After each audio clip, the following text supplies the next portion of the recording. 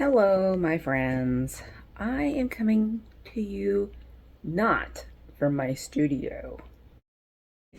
So, I just wanted to talk today about how it feels to bug out when you're an artist and all of your life's work is in this one place.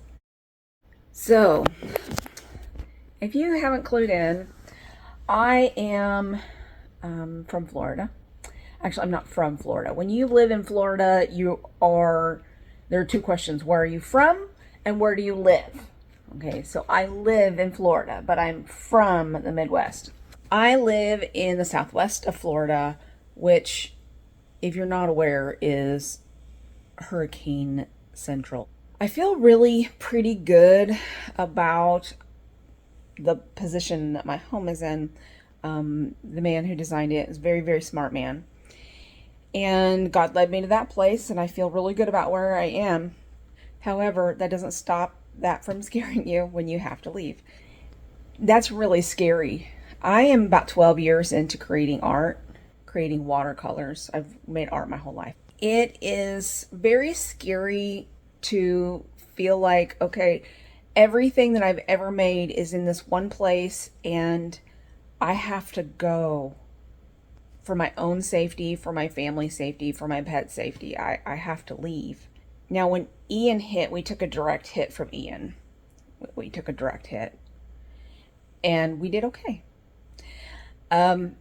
This one's different. Milton's different because it's going to hit north of us. And where I am is called being on the dirty side of a hurricane. Is there ever a good side of a hurricane? I'm sorry. Where we could potentially get storm surge.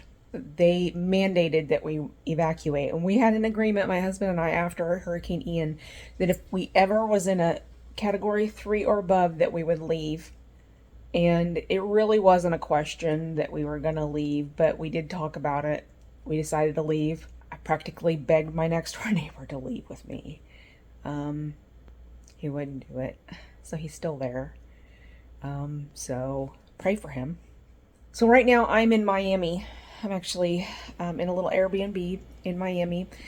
One thing that about Florida that's wonderful is we do have a governor who requests to all Airbnbs and hotels that they accept pets. If I couldn't take my dogs, I'm not going to leave. So packed our dogs. We packed all my artwork. I packed all my artwork. My husband was at work. I'm taking it off walls, putting it packing it in the vehicle. Very carefully packed my vehicle, and I on purpose did not use just whatever is packing material. I used quilts that I have made, and quilts that were family heirlooms to pack around my paintings. So when I packed up my paintings, what I really wanted to do was I wanted them to be on their side, which is a lot safer for the paintings. It's a lot better to bounce this way than to bounce this way. If you bounce this way, you're more likely to have damage than this way. But my paintings are big. I paint big. I could not get my paintings to stand this way, so I had to lay them this way. So when I do that, what I do is I'll put face down, and I'll take another painting and do face up. And then material in between, face down, face up, and so on and so forth. So you're basically like making a sandwich. All of my artwork went in the Durango, even the really big one, the really big marble painting. But also what I did was I packed up all of my watercolor paper and my brushes. I just packed them up and stuck them in a carrier, and I just brought them with me. And the reason why I didn't bring any paint was because paint for me seems like it's easier to come by. I mean, I can literally... Yeah. I even left my wonderful palette. My thought was, hey, maybe my palette will get cleaned. I don't know.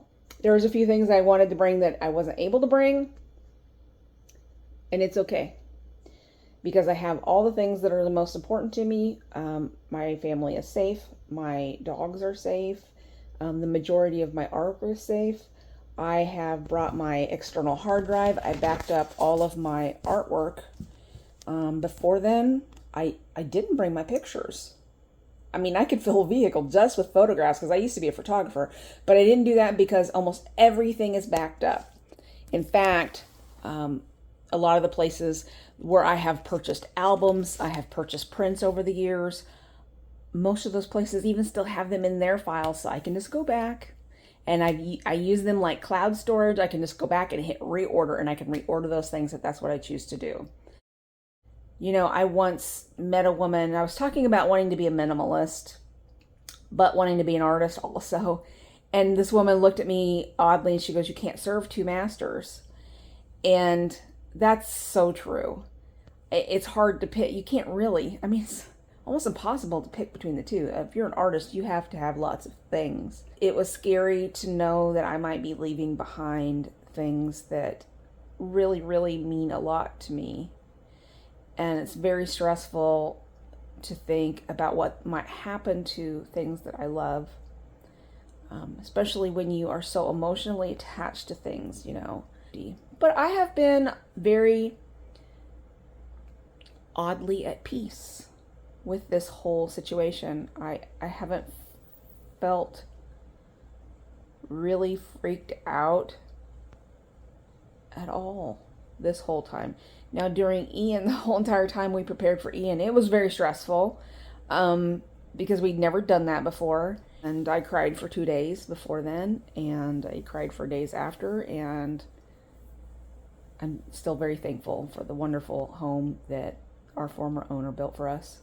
So this time I have been a lot less stressed out, and it was a mental decision that I was going to not hyper focus on what's going on. The way I try to look at these things is I can sit and stress about it and freak out about it the whole entire time, or not. And exactly the same thing is going to happen. So I try not to worry about things until it's time to worry about them. I might have to worry soon. We're less than 24 hours of landfall. I might not sleep tonight. Anyway, I feel like God has my back.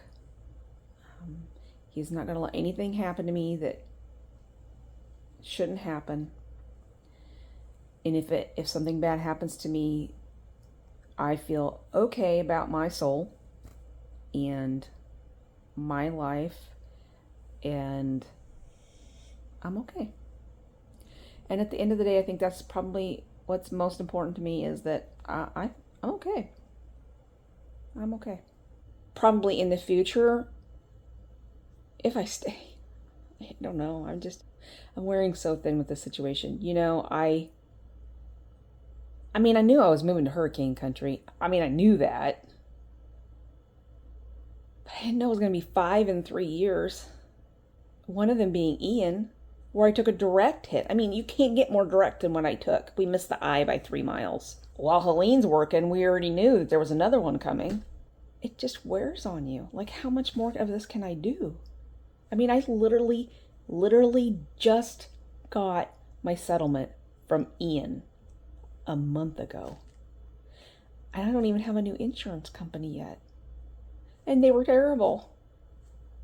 I didn't even get it. You can't really change the middle of hurricane season.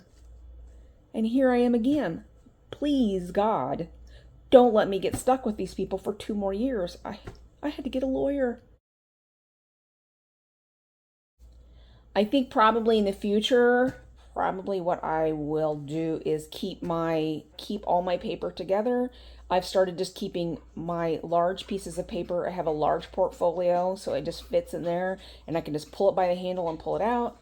Any loose paintings stay in another portfolio, and I can just yank it out.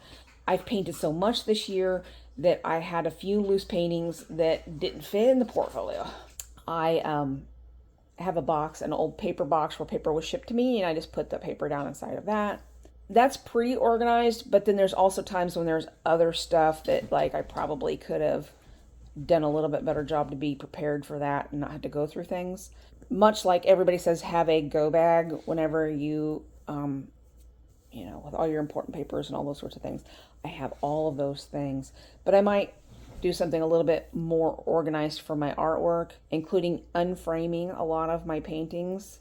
Then I can just pick them up and go.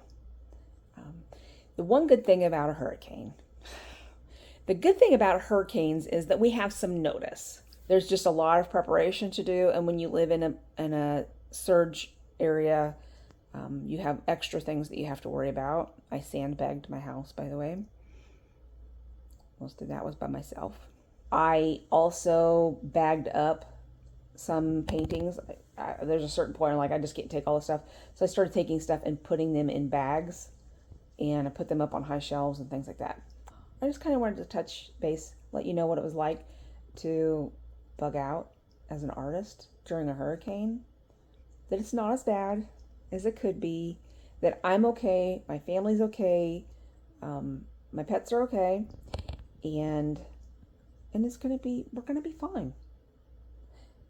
It may not be what I want it to be, but it's gonna be fine either way. I'm trying to do something to occupy my mind while I'm sitting here by myself in an Airbnb. Thank you very much for following along. Please say a prayer, not just for myself, but for all of Florida and all the families that are not in Florida that are worried about us. And pray that this hurricane weakens. All of us will be safe. And while you're at it, please pray for all of those that were hit by Helene who don't know how to prepare for a hurricane, and they didn't have 3 days.